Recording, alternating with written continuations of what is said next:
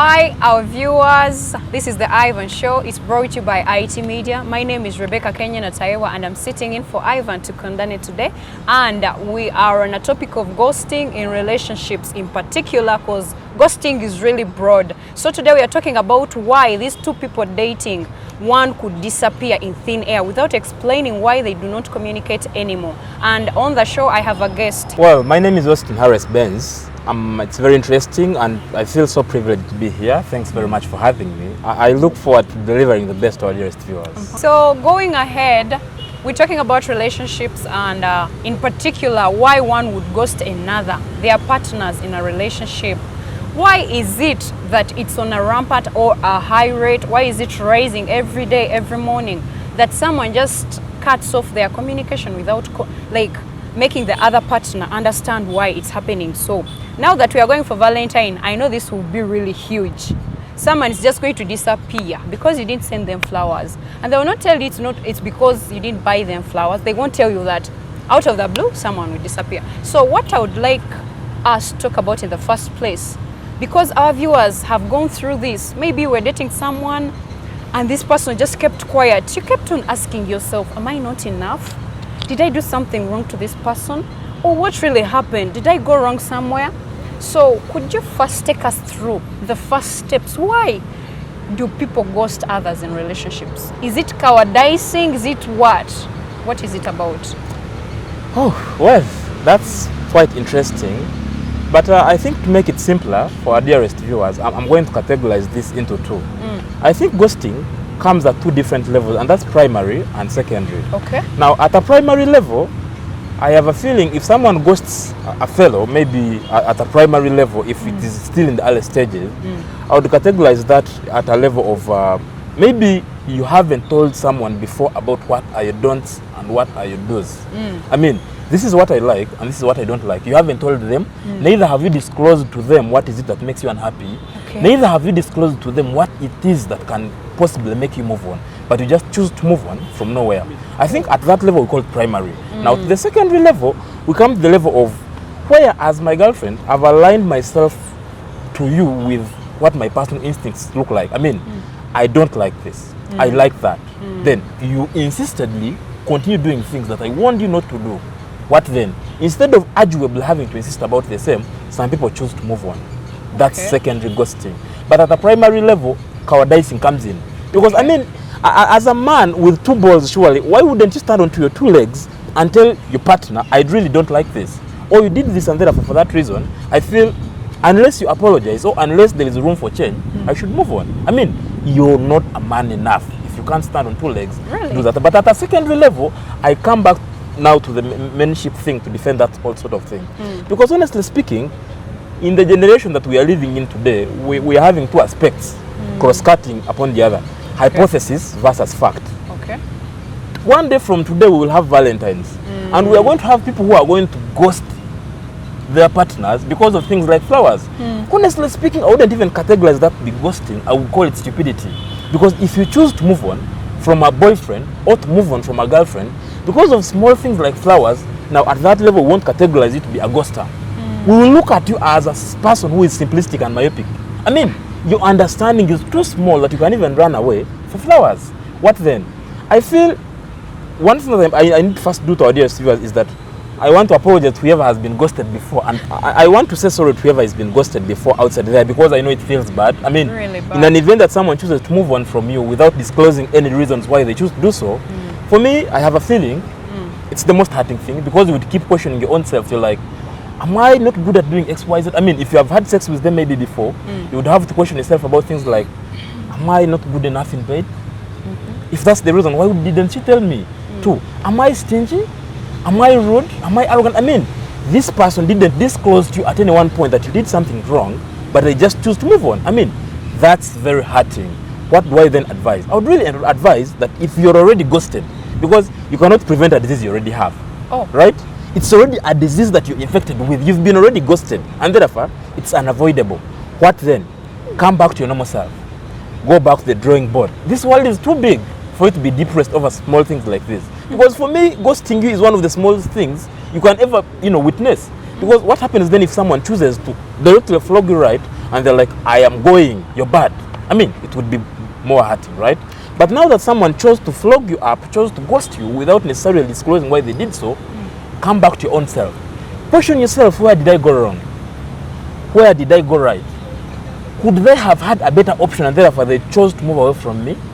Then come back to your normal self, do better. You can still do better, don't lose hope. Okay, from my research, I've come to realize men use ghosting as a defense mechanism because they don't want to look weak. You know, I don't know where it comes from. I don't know why someone doesn't want to look weak yet they're in love with someone else. And also I've learned that ghosting is a fallback point, like someone thinks, right now I'm not ready maybe to marry this girl, but since I want to keep her around because I love her, but then I'm not yet ready for this next step. So what they do, they ghost this girl, so the girl is kept in the dark. She doesn't know whether the guy has actually broken up with her or he's still around. So the next time you meet this guy, the guy will be like, I still love you. But you wonder, why don't we talk? Why haven't we been talking? Is it really true that you guys use it as a fallback point? Like you have backup, eh? When things get right, you marry this girl, but you keep on ghosting her the whole time. Yet it is traumatizing in actual sense for a woman who loves you. Yes. Well, somehow, somewhere, I agree with you that it is somehow not wise to choose to keep quiet or to move away from a person because of failure to explain your reasons. But I want to bring back to what life we live in today, because we must consent to the idea that, as a matter of fact, hell definitely a must, modernity has outweighed tradition. Now we are living in a world today where assumptions have taken precedence of reality. Okay. Someone assumes, if I try to explain to this person, we will have to concoct a whole argument that takes center stage. Yet some people are naturally not that. Someone doesn't want to argue with you. Let me ask a question. Why do men think on behalf of women? Why do you think it's going to hurt this woman to know the truth? Because I've come to realize it's actually okay. Tell me the truth even if your voice is shaking. I will take it because the truth will remain the truth, not so? Sure. Why do you want to lie to me? Why do you want to ghost me the whole time? Because you don't want to hurt, because you're actually hurting me more. By not telling me the truth, why don't you let me go through that pain? Then I'll put up with it later. Instead of you ghosting me, I want to know why you don't want to tell me the truth in the first place. A moment. I somehow, somewhere feel you are taking me to another aspect that want to come in now. Okay. There are two different reasons that vary, one after the other, for why people choose to go for certain relationships. I mean, there is when I choose, I want to apologize to whoever is seeing me that I did it too, because I have done it too. Okay. There is a time when I choose to move to you for a relationship with intentions of using you. There is a time when someone chooses to go into a relationship with you with intentions of retaining you for a lifetime partner. I want to really believe that we all agree it's true. True. Now, women must learn to position themselves. Okay. Identify who wants to eat you and who wants to marry you. Sometimes you're not clear. Time comes when after eating you, I choose to ghost you. Because you did not position yourself very well, you didn't know what positions I came in, you start asking yourself questions of, why is he not talking? I wanted to eat, I ate. Yes. These days women are too much lured that I can even make a move today and the next day I have you in my bed. What then? I wanted to eat, I have eaten, and therefore I move on. We are talking so you must learn to position yourself in a way that you know who wants to eat and who wants to retain a lifetime partner. I want to make that kind of correction. Women must learn to position themselves, otherwise the ghosting is getting increased more. So let me ask, apart from this person who has gotten you for a reason of sleeping with you, there are people who ghost you when you haven't even slept with them. Because I was talking to a girl recently, she's been ghosted by a guy who has never actually slept with her. They've never slept together. But this guy chose to ghost the girl. Up to now, the girl is like, but we did nothing with this guy. The guy was good the whole time, but he's ghosting me. I don't know what he's up to. So what is that? I am a living example of that. I have personally experienced that, and I borrow my experience to explain what could have happened in that relationship. Now, I had a girlfriend in my first year at university. Wherever you are, please, I want to give you a shout out. Now, what happened was, she started making demands that wouldn't align with my instincts. I mean, at the time when you have to keep warning someone against certain things, you tell them, I don't like you doing X, Y, Z. Right? And because we are living in a world where everyone imagines they are a star, they consistently do the same. Okay. What did I do to her? I woke up one day and I made a whole decision that I wouldn't subject to change, if anything. I was like, I think now that she can't listen to me once, twice, and thrice, let me move on. Till today, we are colleagues, but she keeps asking Austin, what happened? And I be telling her, chick, you wouldn't listen to me. Now, come back to the example you have given. Okay, so I would like to know about the superiority complex part, because I hear some men ghost women due to the fact that they feel they are superior. So I don't know why it comes in a relationship. Like we all know, as we're created naturally, a man is highly respected than a woman. Yes? So why do you have to make it, emphasize it in a relationship that now you're more superior, you want to be chaste? Like my friend was telling me, the guy is ghosting her. You know what the girl is doing? She's running after this guy. The guy is trying to prove a point of I'm superior, you should actually come after me.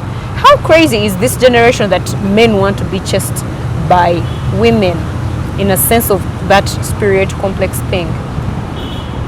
Well, I think the aspect of what you try to raise should be delved into on a wider perspective in this way, because you realize we are living in a generation where quite obviously there are strings attached to relationships nowadays, and I blame this onto women.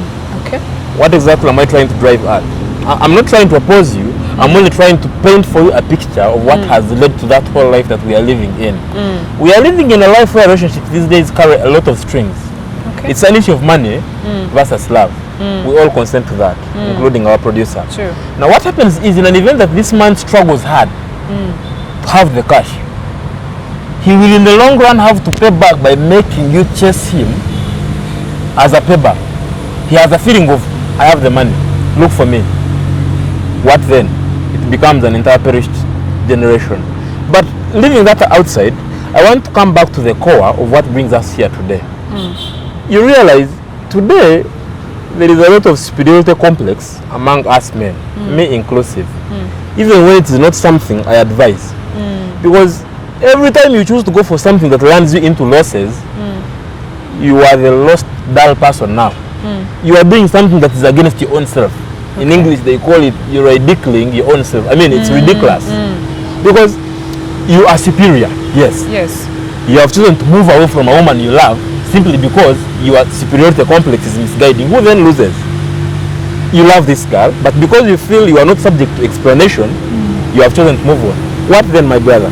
Either way, you lose. Well, I'm not saying she doesn't lose, because maybe she also loved you, but you realize you have hurt your own self. Because I don't think we have women who make moves to propose to men. True. Even when it happens, it is to a smaller extent. What then? It means to a larger extent, it is the men that are making the moves to propose. Now, come back to your own self and in the first place ask yourself, why did I propose to her? I thought you proposed with an intention. Have you fulfilled the intention? Quite obviously no. Now, if you choose to move on, who then loses? My brother, you lose. Can we kindly come back to mutual consensualism? I mean, tell her, I don't like this. Tell her, you did this, I don't like it. Fix things here and there before you ghost. Because quite obviously for me, ghosting among us men, before I come to the aspect of women, for me, ghosting among us men is something that if a man did so, I would refer to him as a person who is simplistic and myopic. I mean, your entire mind is weak. Because as a man, you have all rights reserved to stand before a woman and tell her, I don't like this, boldly. So does it mean that these people, men who ghost, are half men? I'm not they don't necessarily have the confidence to actually face a woman. I am not necessarily they are half men, but I'm only saying it shows somehow, somewhere they are coward. Weak. You are not man enough to talk about your don'ts and the likes. Thank you. Come back to normal. Speak about what you like and what you hate. For me, I believe that way we would correct this generation and bring it back to normal. But that aside, I would like to talk about the aspect of what reasons bring about different levels of ghosting. Like I told you earlier on, we have primary and secondary. At a primary level, I completely get at loggerheads with a man who does ghosting at primary level. You haven't told someone what annoys you and what you like, but you have chosen to move on. For you, we won't sympathize with you. True. You are as good as half-baked. Now come to the secondary level of it.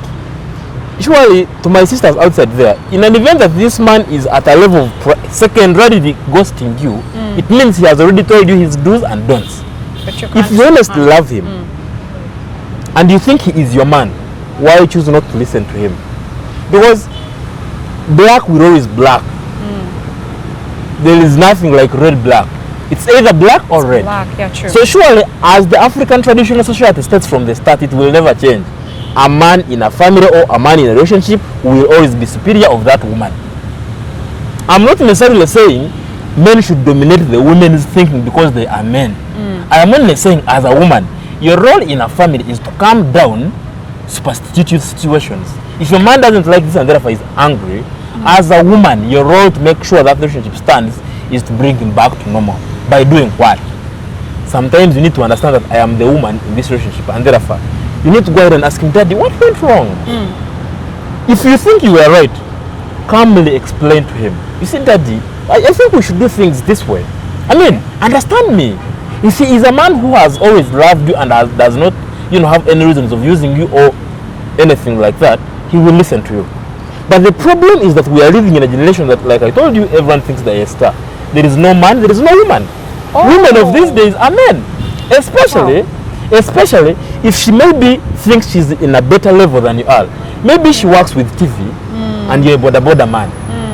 Trust me, at any one point, she will not listen because she has a feeling she's superior. My sister, love has nothing like duties. It has nothing to do with belongings. It has nothing to do with finances. Every time you are in a relationship with a partner, let's all know where we stand. You are the woman and the man. It doesn't mean I'm defending my brother outside there. What I'm telling them is, let everyone use their positions clearly. As a man, be in position to explain where you don't like and allow this woman to express themselves where they don't align with you as well. Okay. Yes. So how do we cope, someone who has been ghosted, how should they cope up with this?